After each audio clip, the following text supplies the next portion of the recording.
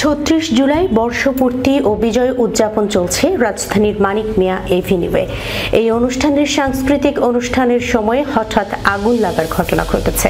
মঙ্গলবার দুপুর ২টার দিকে মঞ্চের পাশে থাকা একটি স্পিকারের তারে শর্ট সার্কিট থেকে আগুনের সূত্রপাত হয়।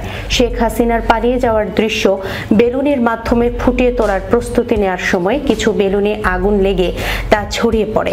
এতে ঘটনাস্থলে আতঙ্ক ছড়িয়ে পড়ে এবং জনতা ছুটাছুটি করায় কয়েকজন দর্শনার্থী আহত হন। ঘটনার পরপরই মঞ্চ থেকে অনুষ্ঠান সঞ্চালকরা মাইকে ঘোষণা দিয়ে দর্শনার্থীদের শান্ত করার আহ্বান জানান। এ সময় ফায়ার সার্ভিসের সদস্যরাও এগিয়ে আসেন। পাশাপাশি আয়োজক ও স্বেচ্ছাসেবকরা দ্রুত ঘটনাস্থলে ছুটে গিয়ে পরিস্থিতি নিয়ন্ত্রণে আনেন।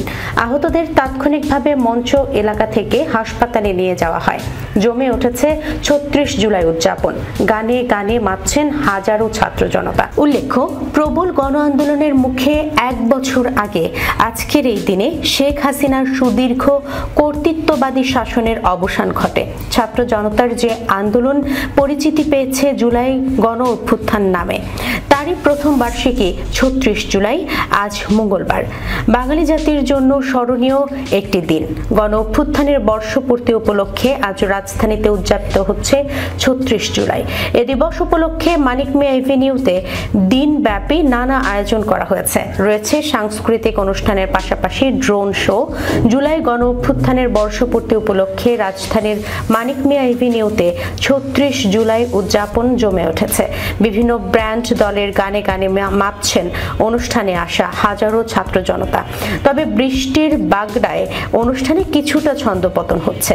আগত ছাত্র জনতা কেউ কেউ রাস্তার পাশে দাঁড়িয়ে অনুষ্ঠান উদযাপন করছেন। অনেকে কাঁধে জাতীয় পতাকা জড়িয়ে কিংবা গায়ে জুলাই সনদের ব্যাজ লাগিয়ে ছাতা ছাড়াই বৃষ্টিতে ভিজে গানে গানে মাতছেন।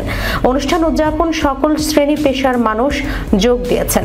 মিরপুর থেকে আসা আশরাফুল ইসলাম ইমন নামে এক তরুণ বলেন, আজ ৩৬ জুলাই, আজকের দিনেই ফ্যাসিস্ট হাসিনাকে তাড়িয়ে আমরা ছাত্র জনতা এই দিন বিজয় এনেছিলাম। আজ ১ বছর পূর্ণ হলো, তাই আমরা বিজয় উৎসব করতে এসেছি।